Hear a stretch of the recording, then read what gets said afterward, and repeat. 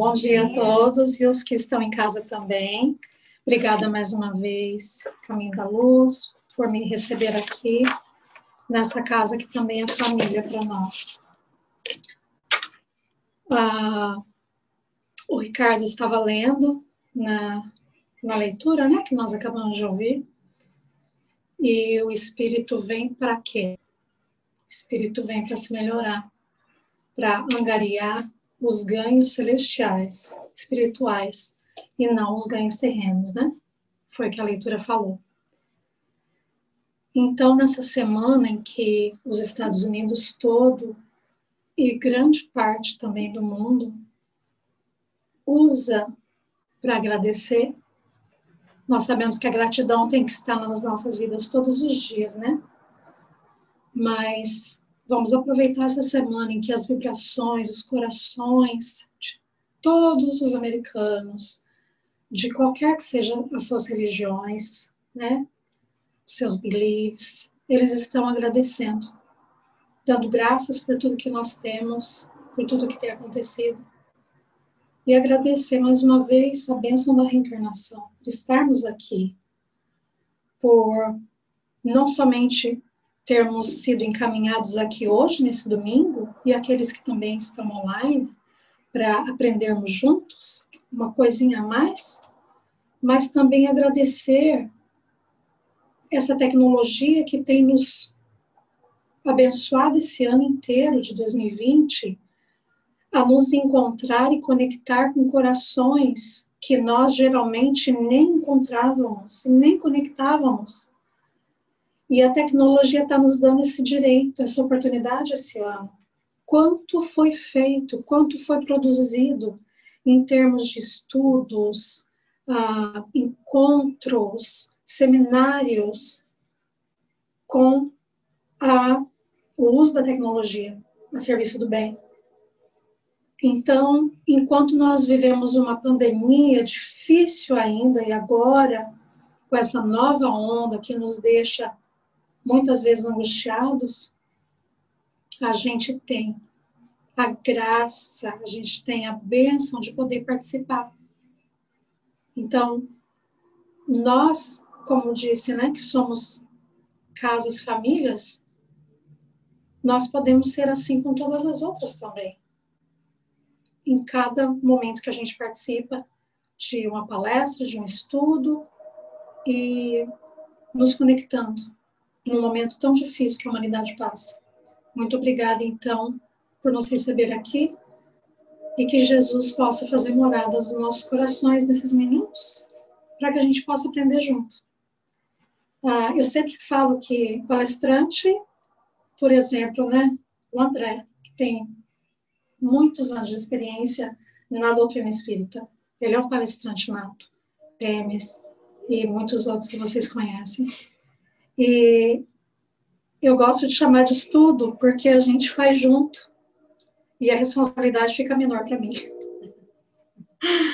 Mas hoje nós vamos basear o nosso estudo do dia, né, no primeiro capítulo desse livro lindinho aqui, do Walter de Oliveira Alves, nosso querido Walter, que desencarnou em 2018. E não temos a pretensão de falar do livro todo, porque é riquíssimo de aprendizado e nós ainda estamos aprendendo, né? Cada vez que a gente lê um capítulo com aquele jeitinho maravilhoso que ele tinha de ensinar, a gente aprende coisas novas. Então, realmente, só uma pincelada mesmo no assunto, né? E então nós vamos começar pensando um pouquinho na gente. Walter fala, né, no surgimento do terceiro milênio, a educação assume um caráter da mais alta importância, como mola propulsora de todo o progresso humano. Não apenas no seu aspecto intelectual, mas a educação que compreende o homem no seu sentido integral. A evolução do homem, a educação do espírito. Então, para a gente entender e poder falar, né, a mesma língua, a gente precisa sempre lembrar que educação é diferente de instrução. Esse livrinho aqui, O Mestre na Educação, de Pedro Camargo, pseudônimo Vinícius, ele explica a diferença entre instrução e educação. Nós, muitas vezes, nas nossas vidas e no nosso dia a dia, nós confundimos essa educação e instrução. Porque até hoje, muitos de nós pensamos que educação é aquilo que as crianças e os jovens aprendem na escola. E não é. Aquilo que nós aprendemos nas escolas, nas universidades, é chamado de instrução. É usado a mesma palavra, porém é uma diferente conotação. Então, Vinícius fala, é preciso não confundir instrução com educação, pois a educação, ela abrange a instrução, a educação verdadeira, mas nem toda a instrução tem contido nela também a educação. A instrução relaciona-se com o intelecto, com ilustrar a mente, conhecer as ciências, vários tipos de ciências, e a educação se relaciona com o caráter, com o desenvolvimento dos poderes que vai angariar para o espírito, como falou na primeira leitura, os meios que o espírito tem para se melhorar e para sair dessa reencarnação melhor do que entrou. Né? Que nós aprendemos que nós não voltamos para trás. É uma evolução constante.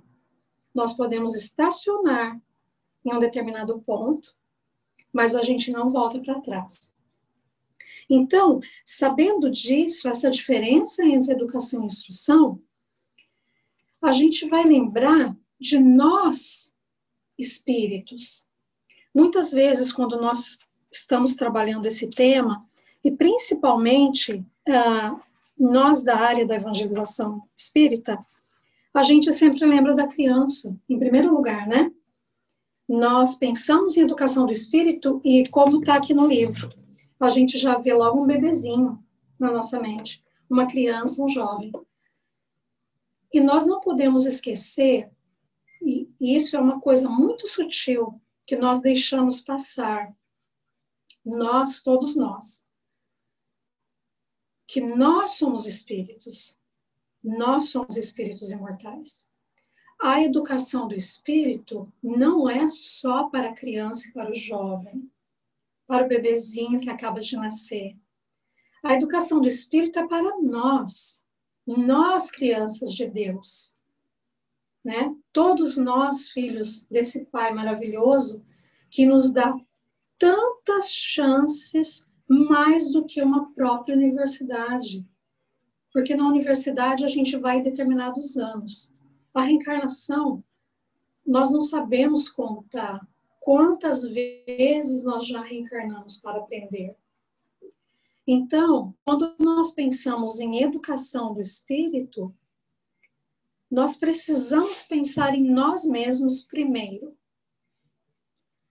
Após entendermos-nos como espírito imortal, que não cessa de aprender, nós vamos pensar no outro. E esse outro pode muito bem ser a criança e o jovem, que está no nosso lar, que está na nossa casa espírita, mas ela pode ser qualquer pessoa que vai aprender, assim como nós. Então, nós que estamos dentro de uma casa espírita, nós vamos falar diretamente para nós espíritas.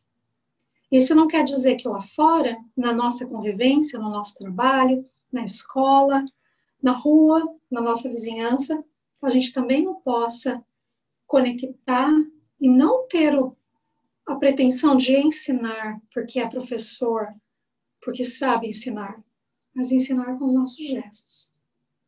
Então, para isso é imprescindível que nós aprendamos primeiro, que nós possamos aprender e nos melhorar, para que nós possamos, então, na medida do possível, estar ensinando, né? E nós vamos voltar aqui nesse livrinho tão lindo, que ele fala Salvar é educar. E educar é salvar. Como Meimei fala, né? Que quem evangeliza salva. Então, Vinícius fala nesse livro, nesse capítulo, salvar é educar. Jesus é mestre e, como tal, veio ao mundo salvar a humanidade. Foi assim que a gente aprendeu, né? Promovendo a educação do espírito do homem. Então, nós, como espíritas, se nós ainda temos aquela imagem de Jesus pendurado na cruz, nós precisamos reverenciar, sim, a cruz, no sentido de respeito a tudo que os primeiros cristãos passaram, mas que próprio Jesus, em corpo físico, padeceu na cruz. Mas lembrar desse Jesus, mestre, que veio me ensinar. E é essa a forma de salvação que ele trouxe, promovendo a educação do espírito do homem. Imaginar-se a obra de salvação separada da obra de educação, diz aqui o autor, que a utopia dogmática incompatível com a época presente.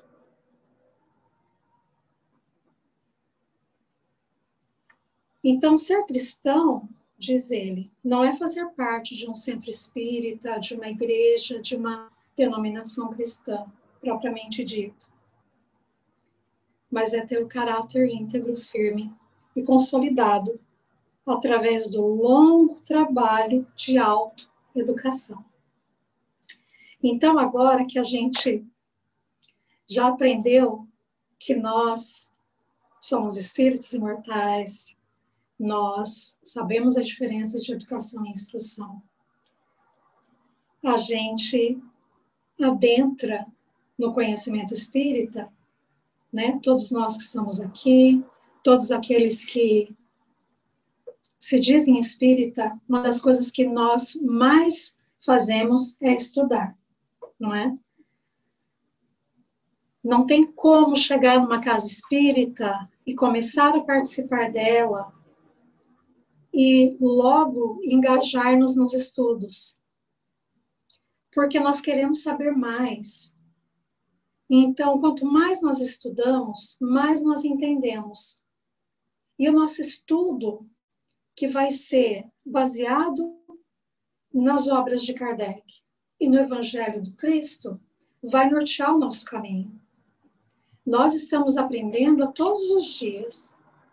Nós estamos aprendendo com os nossos próprios atos e com os atos daqueles que nos seguem em volta de nós, na nossa convivência. Nós aprendemos com os ensinos dos espíritos que nós temos ali na frente, naquelas mesas, tem tantos livros, imagina quanto ensinamento tem em cada um deles. E nós temos também o aprendizado das próprias experiências. Às vezes nós fomos criados com uma mãe, com um pai, que não tinha nem leitura, né? Isso acontecia muito antes na nossa geração. Mas a experiência de vida que eles nos passam, que eles nos passaram, são enciclopédias humanas. E nós aprendemos ali também.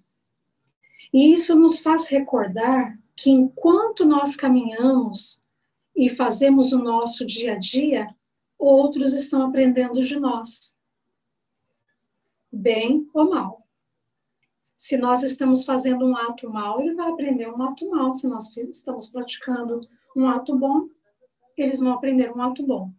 Essa é a importância do exemplo que nós trazemos para as nossas crianças, para os nossos jovens.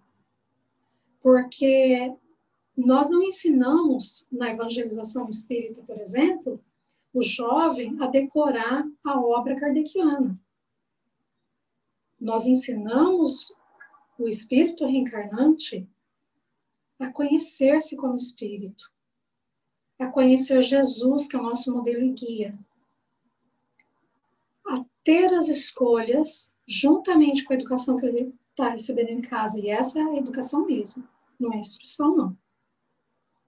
Para que ele possa, no futuro, escolher, usar bem o seu livre-arbítrio. como nós, muitos de nós, né, que não nascemos em berço espírita. Nós chegamos no espiritismo, fomos apresentados ao espiritismo, e é como se a gente estivesse ali a vida inteira.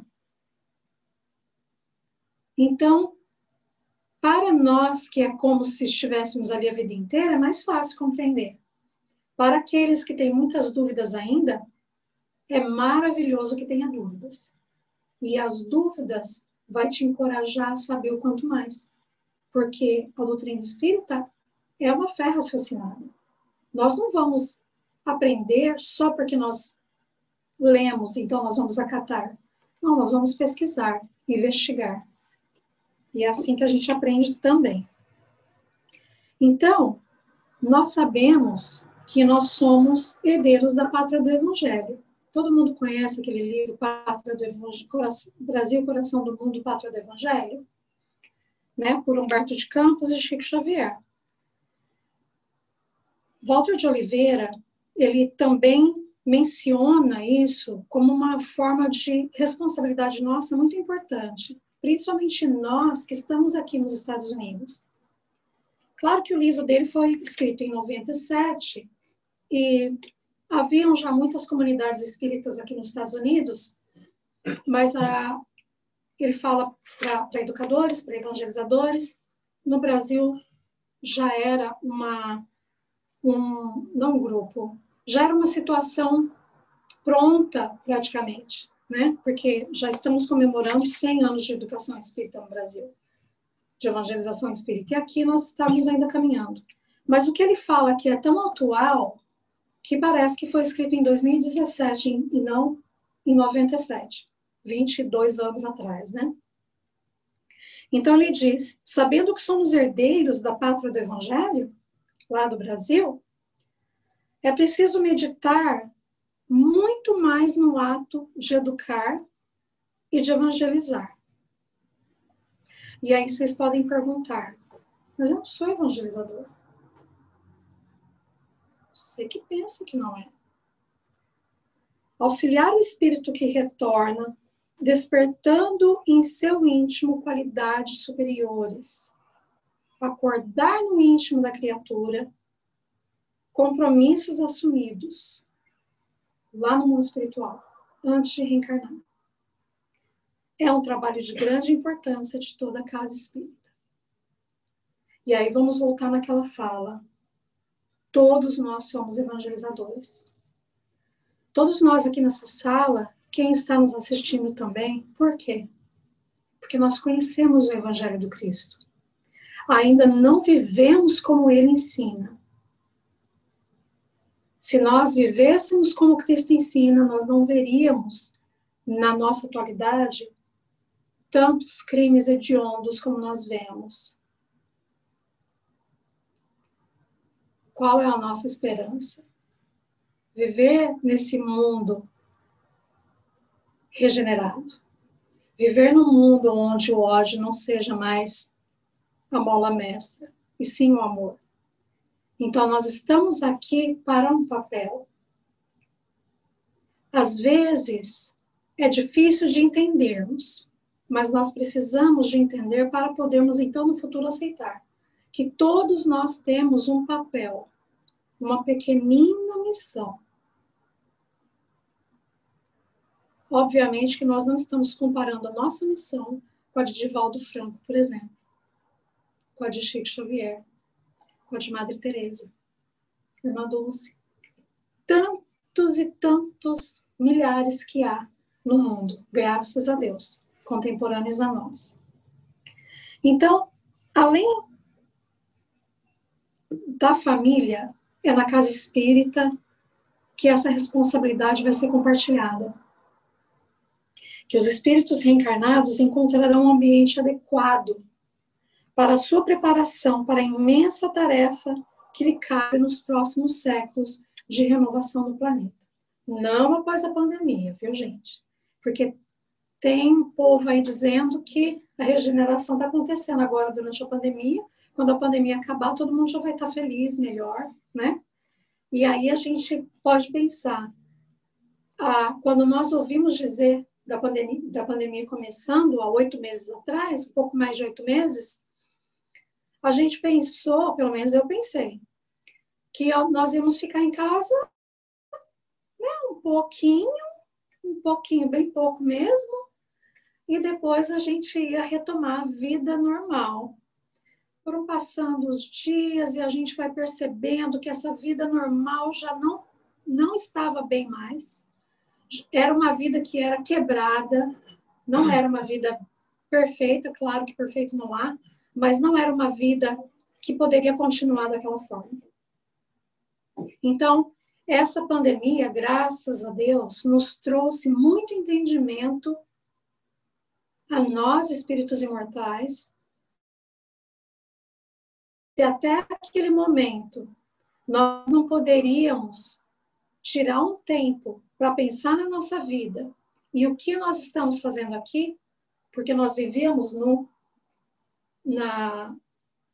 eletronicamente, dormindo e acordando, estudando, trabalhando, indo para o centro, preparando classe, preparando palestra, preparando estudo, ouvindo estudo, tentando emagrecer, que realmente isso é uma luta, né? Tentando emagrecer, tentando educar o filho, ajudando o amigo, mas a gente não parava para olhar para nós. Nós não parávamos para olhar para nós. E aí a pandemia veio, como diz Divaldo, né? Os bons espíritos mandaram a pandemia para nós, para a gente olhar para dentro de nós mesmos. Quanto que nós ouvimos que casamentos melhoraram nessa pandemia e casamentos também que terminaram nessa pandemia. Porque nós não sabíamos, mas nós veríamos o melhor das pessoas e também o pior delas. Então, obviamente que fazendo assim uma comparação com o mundo de transição para o mundo de regeneração, é claro que nós vamos sair melhor desse processo todo que não acabou ainda, né? Dessa pandemia.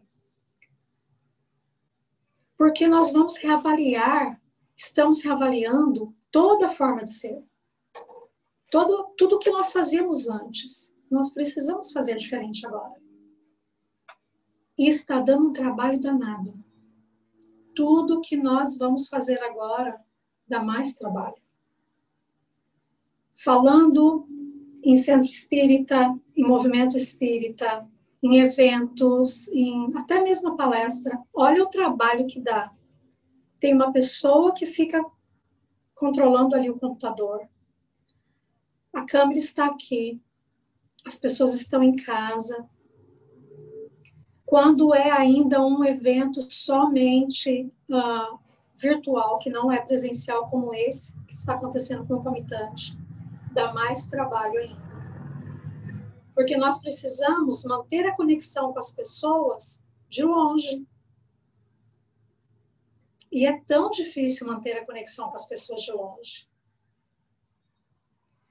Por isso que eu agradecia, no início, a tecnologia na nossa vida, nesse ano. Porque quem não tinha conhecimento, assim, da tecnologia em termos, eu sabia ligar meu computador. Agora eu já sei entrar no Zoom e no GoToMeeting. E não sei fazer muito mais, não sei ainda nem compartilhar a tela. Mas eu vou aprender até o final da pandemia. Então, brincadeiras à parte, nós entramos num mundo desconhecido para nós. E não foi só da pandemia. Aquele medo, aquela angústia que nós ficamos de saber que nós não sabíamos mais do amanhã. Nós não tínhamos mais o controle das nossas vidas. E aí foi necessário que nós lembrássemos que nós não precisamos ter. Porque quem tem o controle das nossas vidas é Deus. É o Criador de todos nós.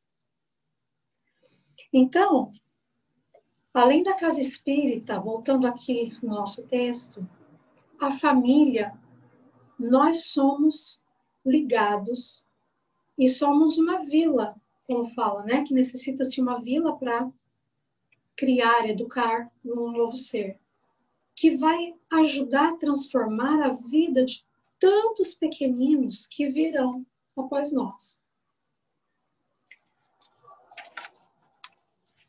E nós não podemos, então, enquanto espíritas que somos, deixar de ensinar o espiritismo como ele é. Porque ainda hoje, e principalmente esse ano que nós estamos passando muitas angústias, talvez vocês aqui em Long Branch não estejam ouvindo isso porque vocês sejam mais evoluídos que nós lá de Newark. Quantos espíritas desesperados com essa pandemia? Desesperados. E aí nós paramos e pensamos, Senhor, como posso eu, espírita, que digo ser cristã, me desesperar? Se eu sei que a minha vida e tudo que me rodeia está nas mãos do Criador.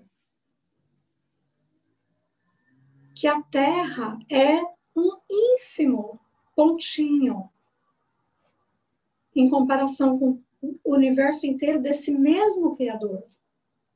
Se tudo está no controle de Deus, se tudo está, o universo inteiro está no controle, como que um planeta que é um ponto invisível no universo inteiro não vai estar no controle de Deus, né?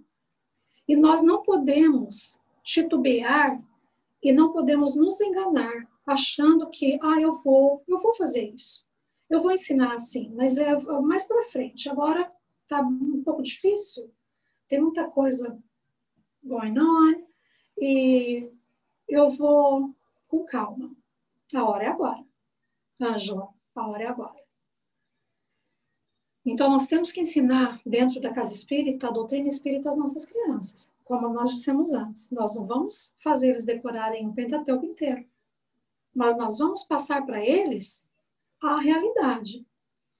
Eu descobri, chegando aqui, que eu tenho uma coisa em comum com essa nossa irmã que está de máscara rosa.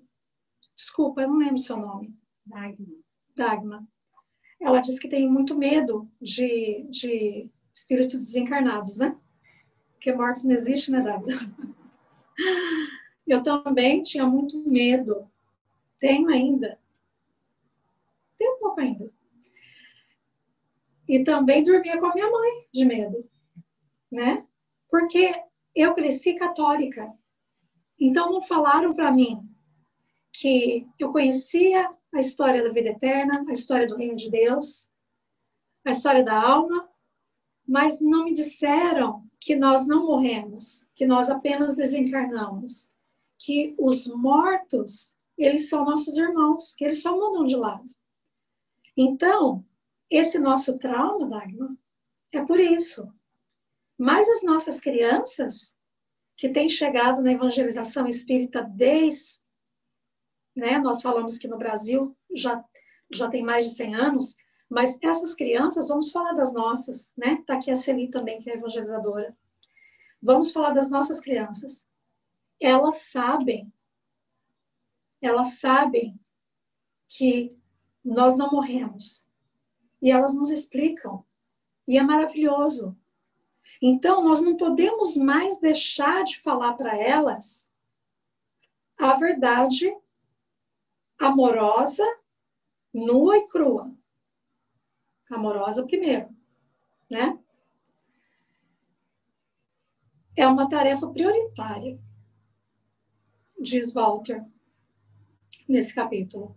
É uma tarefa prioritária que nós precisamos nos educar para educar os nossos pequeninos. Então, como bem frisou Allan Kardec em Obras Póstumas, ele diz, é pela educação, mais do que pela instrução, que se transforma a humanidade. Que nós vimos a explicação aqui, nesse livrinho, O Mestre na Educação, no início da palestra. E recordando um comentário chave, que está numa resposta muito longa da pergunta 917 do Livro dos Espíritos, os Espíritos falam: a educação, se bem compreendida, é a chave de todo o progresso moral. Quando se conhecer a arte de manejar os caracteres, como se conhece a arte de manejar as inteligências, poderemos, então, endireitá-los como se endireitam as plantas jovens. Então, inicia-se uma nova etapa para a educação na própria doutrina espírita. Educar o espírito, auxiliar na sua evolução, trabalhando nas estruturas íntimas que nós, espíritos, possuímos, transformando-nos gradualmente como filhos de Deus que somos. Como Jesus falou, vós sois luzes, nós somos luzes. Nós não podemos ter dúvidas disso. Jesus não ia mentir para nós. Nós somos luzes. Cada um de nós tem essa luz, alguns mais brilhantes, outros mais apagados, alguns aquela luz que brilha tanto que ele põe uma capinha para não ofuscar os nossos olhinhos ainda não preparados. Então, evangelizar, no seu sentido mais profundo de educação, é a tarefa mais importante da casa espírita. E é a tarefa mais importante do lar. E aí eu volto a falar, porque todos nós somos evangelizadores, porque nós conhecemos o Evangelho do Cristo. Então, nós precisamos tirar desse Evangelho todo o manual que nós não temos, né? Que, entre aspas, ninguém tem manual. Ninguém vem com manual. A gente tem as nossas reminiscências das reencarnações passadas e nós trazemos no nosso perispírito como arquivo tudo aquilo que nós aprendemos, todas as emoções que nós passamos, tudo aquilo que nós sentimos. E conforme nós vamos vivenciando, como bem falamos agora há pouco, nós vamos, e nós adultos, tentando reverter situações que muitos séculos nós viemos tentando reverter, porque quando nós somos, quando a educação chega para nós, a educação verdadeira, essa que nós estamos falando hoje, nós percebemos tantas coisas nas nossas vidas que nós poderíamos ter feito melhor. Tantos passos que nós poderíamos ter dado melhor. E aí, essa responsabilidade vem para nos fazer culpados? Não. Essa responsabilidade vem para nos libertar, que é a verdade que Jesus Cristo falou, que nos liberta. Então, se nós não nascemos, por exemplo, em berço espírita, mas nós fomos ensinados a sermos cristãos, nós já temos também isso no nosso arquivo. E a partir do momento que nós vamos aprendendo cada vez mais, aquelas capacidades adormecidas em nós vão despertando. E a alegria e a maravilha de ver isso nas crianças que vêm até nós é que o que nós passamos décadas para despertar em nós, nós podemos ajudar a criança a despertar no segundo, no terceiro, no quarto, no quinto ano de vida. Na adolescência, principalmente, que é uma fase tão difícil. A adolescência é a pandemia da humanidade, né? Todo mundo entra na adolescência, é realmente uma pandemia generalizada. Não deveria ser. Mas é, na maioria das vezes, porque nós, espíritos, estamos retomando nosso verdadeiro ser. Nem nós nos conhecemos ainda. E toda a questão social e hormonal e a gente deixa os nossos pais loucos, a gente deixa nossos professores loucos, os evangelizadores loucos também. Porque é muita informação junta para um só ser. Mas a vida após a adolescência, eu provo a vocês, né? A vida após a adolescência.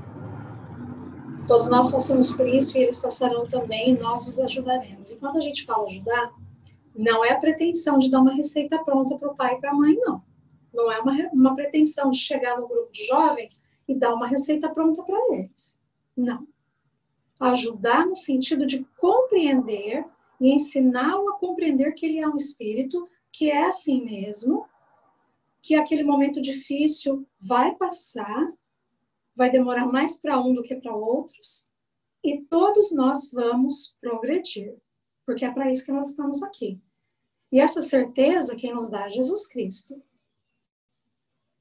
E embasados nos ensinos dos espíritos, através de Kardec, nós temos a faca e o queijo na mão. Então, nós não podemos dar desculpas mais que nós não temos essa possibilidade. Porque nós temos.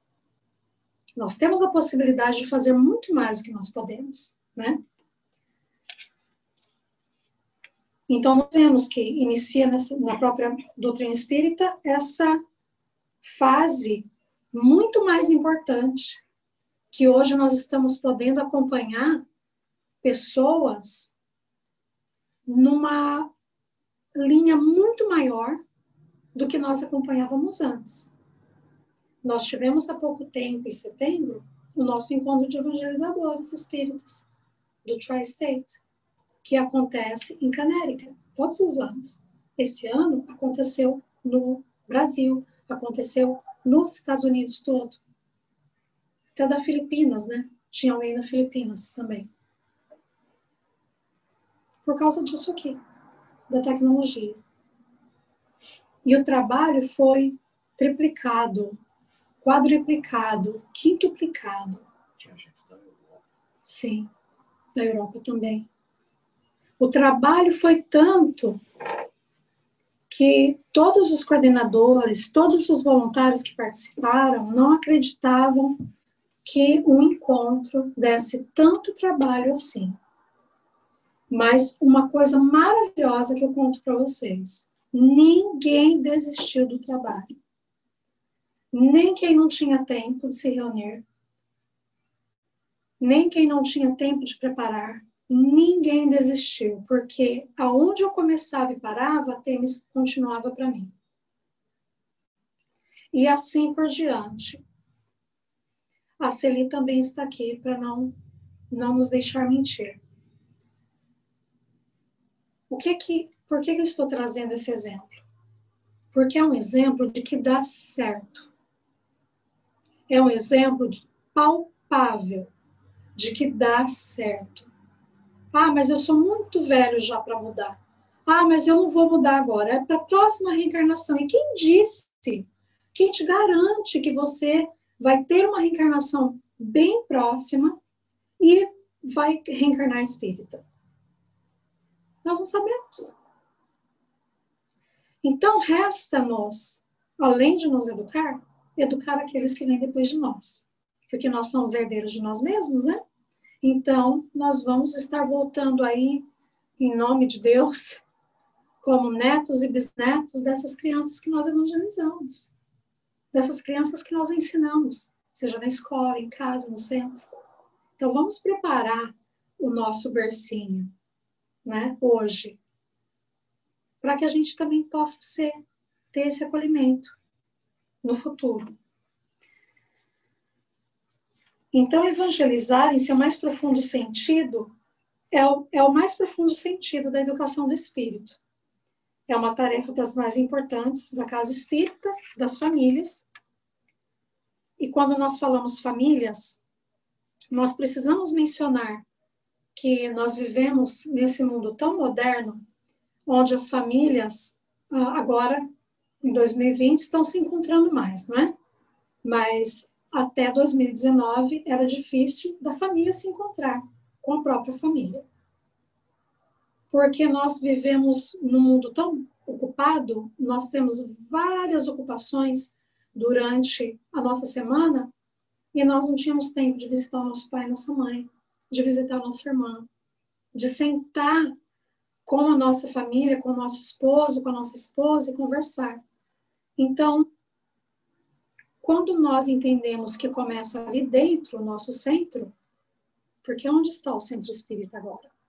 Essa foi uma questão, até uma discussão no início da pandemia. Onde está o nosso centro espírita agora? Está no nosso lar. E aí a nossa responsabilidade aumenta muito.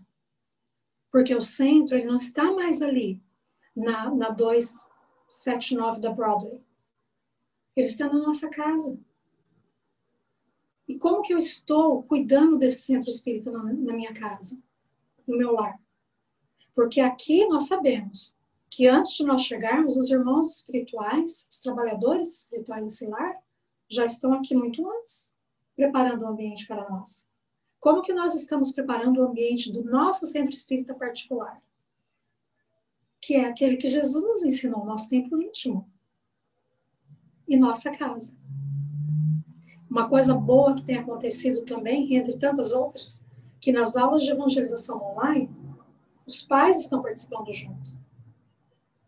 Então, a família inteira, mesmo aquele pai que está assistindo uma televisão, o irmãozinho pequenininho que está brincando, todos estão participando da aulinha. Todos estão participando da aula, dos jovens também. Porque eles estão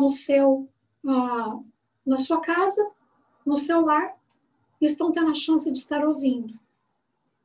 E com absoluta certeza, nossos guardiões, os guardiões das nossas famílias, de nós, indivíduos, estão ali também conosco, nos ajudando a preparar, mas também a ouvir, a aprender. Necessitamos, então, todos nós, nos preparar para esse grandioso compromisso de educar espíritos que renascem entre nós. Sejamos parte do grupo de evangelização do seu centro ou não. Preciso reconhecer que nós somos espíritos. Né?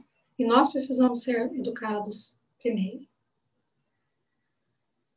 Necessitados de nos educar, necessitados de sintonizarmos com o Cristo, para que então nós possamos, cristãos, espíritas que somos, evangelizarmos.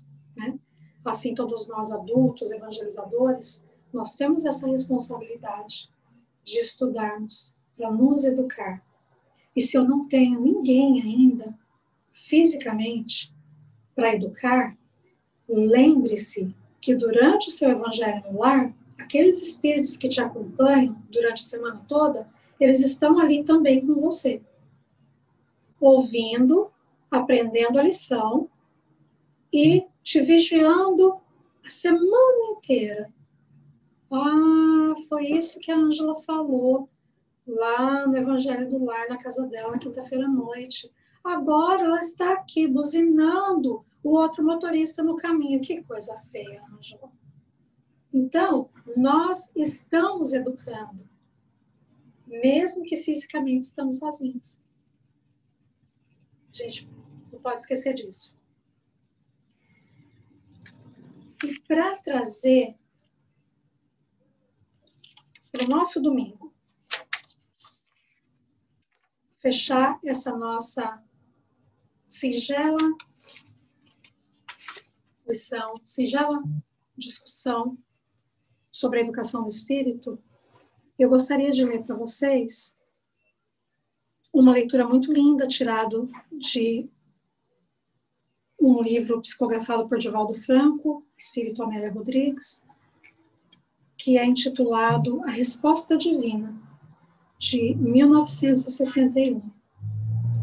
E é uma leitura que eu gosto muito de ler sempre, principalmente nos dias de mais desânimo, porque, infelizmente, nós ainda somos muito desanimados com as coisas que nós nos propusemos a fazer. E Jesus é tão misericordioso conosco que sempre nos inspira nos intui através daqueles que estão próximos de nós, física ou não fisicamente. Porque tantas vezes nós esperamos que o nosso anjo da guarda venha nos falar mais alto, que é para ouvir. Mas a gente esquece de olhar para o irmão, que está sendo inspirado a nos dizer alguma coisa.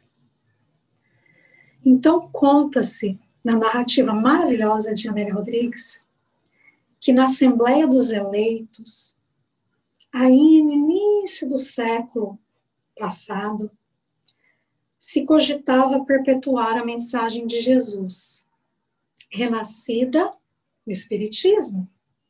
Há pouco tempo, né, havia nascido o Espiritismo, e a mensagem de Jesus renascida nele.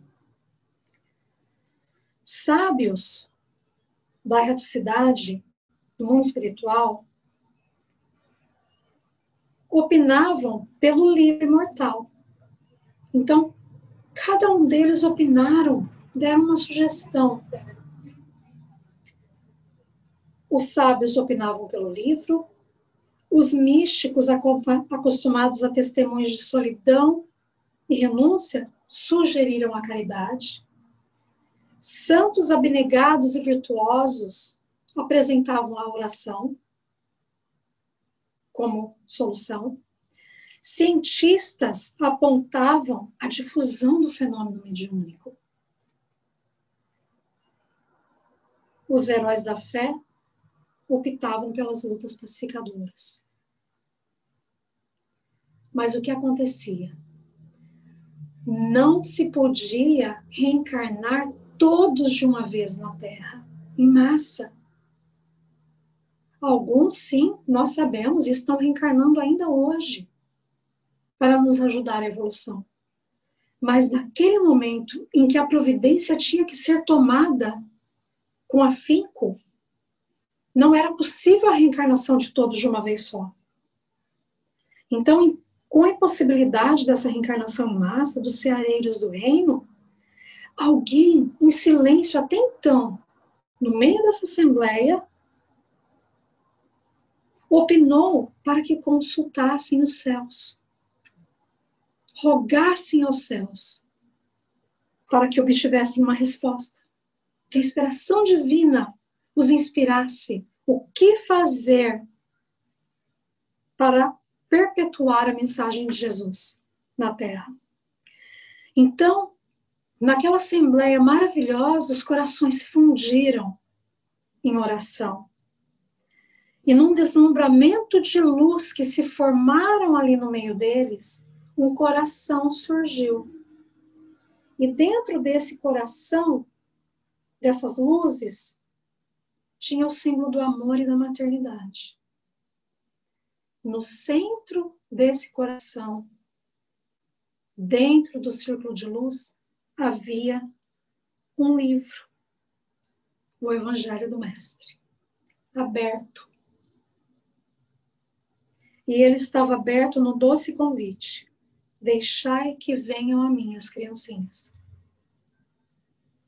E desde esse dia, desde esse congresso, dessa Assembleia do Mundo Espiritual, conta-se que anualmente reencarnam-se espíritos comprometidos com o programa da evangelização espírita cristã na Terra.